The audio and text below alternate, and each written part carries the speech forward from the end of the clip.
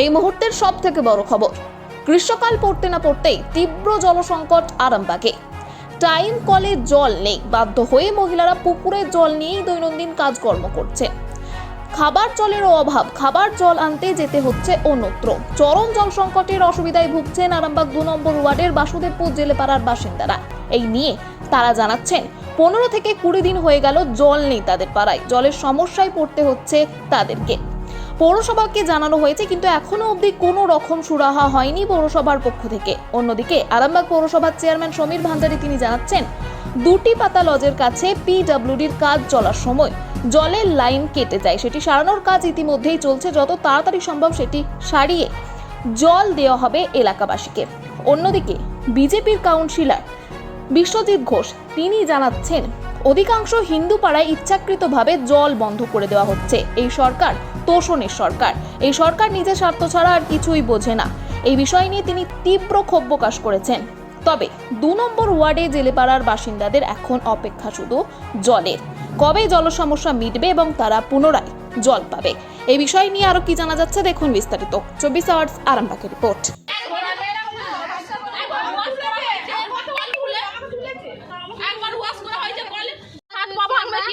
জলের ঘাটের অবস্থা দেখতে পাচ্ছেন তো, 4টে করে মানুষ ভোট আনতে 4টে করে ভোট দেবো। একবার আসুন না, একবার এবার কে জল সব নিয়ে জল নেই। কত পাতা কিনবো, পাতা কিনে ভাত খাচ্ছি। এখন একটু যে পার্টি থেকেই হোক, যাই থেকে হোক, একবারও খোঁজ করতে আসেনি জেলে পাওয়াটায় জল পড়ছে কিনা পড়ছে, একবারও খোঁজ নাই। একদিন পৌরসভা থেকে একটা জলের গাড়ি দিয়ে তাদের সমস্যা হয়ে গেল, হ্যাঁ, মানে 8 ঘন্টার মধ্যে জল সারা হয়ে গেল সেইটা, হ্যাঁ, জলের গাড়িটা দিয়ে। আর দ্বিতীয় দিন কেউ খোঁজ করতে আসেনি আমাদের জেলে পাড়াটায় জল ঢুকছে কি না ঢুকছে, হ্যাঁ, খাচ্ছি কি না খাচ্ছি সেটা নাই। ভোটের জন্য তখন রোজের আসবে, কেন আসবে তখন? ভোট দিয়া করাবো। মধুমিতা বাকিরা প্রচুর সমস্যা। আমাদের ঘরে তো কল থেকেও জল, লোকের কল থেকে আনতে যাওয়া হচ্ছে, সে তাঁতপুকুর থেকে জল আনতে যেতে হচ্ছে, এমন অবস্থা। আমার সিলিন্ডার কল থেকে জলের একদম পাড়াতে জল নাই। জলের 1 মাস 1.5 মাস হয়ে গেল। পৌরসভা অনেকবার জলের সমস্যা, আমরা ওখানে গিয়েছিলাম, বললো হবে হবে। এই দিকটা একদম জেলে পাড়াতে জল নেই, জলের জন্য মারাই যাবো। এটা 2 নম্বর ওয়ার্ড। 2 নম্বর ওয়ার্ডে ওইদিকে আছে নাকি বলতে পারবেন, আমাদের জেলে পাড়াতে একটুও জল নাই। আপনার নাম? মধুমিতা বাকিরা। 1 মাস ধরে তো প্রচুর জলের সমস্যা আমাদের সত্যি। আর আমরা ওই পুকুরকে যেতে হচ্ছে, আর এই তো খাবার জলটা পর্যন্ত আমরা পাচ্ছি না, হয় লোকের ট্যাঙ্কের জল আনতে হচ্ছে, নালে ওই মানে কি বলবো, আর মারপিট দাঙ্গা হয়ে যাচ্ছে। এবার তো বসে একটু করেও জল পড়ে, সেই কতক্ষণ আমরা সেই জলটাকে মানে কি করব, মানে বাথরুমও যেতে পারছি না, মানে সমস্যাও হচ্ছে যে আমরা মানে বাড়ির বউয়েরা কোথায় যাবো। আমি দুটো কথা বলবো, আমি খরা মানে জল ধরতে যাচ্ছি, আমাদেরকে একটুও জল পড়ে নেই কলেজে। আজ কতদিন হয়ে গেল, 15-20 দিনে বেশি হয়ে যাবে, একটু জল নেই। এই পুকুর থেকে জল তুলে তুলে সব কাজ হয় আমাদের, সব ছোটো ছোটো ছেলে, আর কোথাও একটু জল, কারো কলেতেই জল পড়ে নেই। পৌরসভায় জানিয়েছেন? পৌরসভায় আমরা জানাইনি, এই পাশের বাড়ির একজন জানিয়েছেন, এই দাদা জানিয়েছে, সবাই জানে? হ্যাঁ, জানানো হয়েছে। আমাদের এই দিকটাতে একদম জল বন্ধ। কতদিন ধরে? এই তো 15-20 দিন হয়ে যাবে, এরকম একভাবে জল বন্ধ।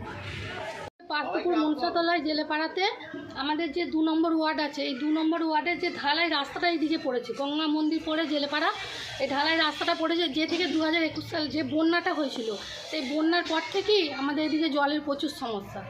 মানে কি বলবো, সেই মানে 1 ফোঁটা করে জল পড়ে, সেই জল নিয়ে আমাদেরকে চালাতে হয়। পৌরসভায় জানিয়েছিলেন? পৌরসভায় জানিয়েছি, দরখাস্ত দিয়েছি। এবার সবার মত তো সমান নয়। এবার কিছু কিছু মানুষের অবস্থা ভালো আছে, তারা মোটর মিনি সব বসিয়ে ফেলেছে। এখন বসাতে গেলে বলছে 50,000 টাকা পৌরসভায় জমা দিতে হবে। তবে তুমি আবার 50,000 টাকা, 1 লাখ টাকা কার আছে ক্ষমতা, সে 1 লাখ টাকা খরচা করবে বলো? যাদের আছে তাদের মিটে যাচ্ছে, একজনদের বাড়ির আছে তাদের ভেতরে বাড়ির সমস্যা তারা মিটিয়ে নিচ্ছে। আর দীর্ঘদিন নয়, গত 1 সপ্তাহ আগে আমাদের পিডব্লিউডির লোকেরা ওখানে কাজ করছিল। 2টি পাতা লজের কাছে যে পাইপটা আছে, সেই পাইপটা ওরা কেটে দেয়, যার জন্য ওখানে জলের সমস্যা দেখা দিয়েছে। আমাদের লোকেরা দিনরাত কাজ করছে যে তোর মেন পাইপ তো, সেটা কেটে যাওয়ার জন্যে জলের সমস্যা দেখা দিয়েছে। আমরা জলের ট্যাঙ্ক দিচ্ছি সব জায়গাতেই। তো ওরা এটা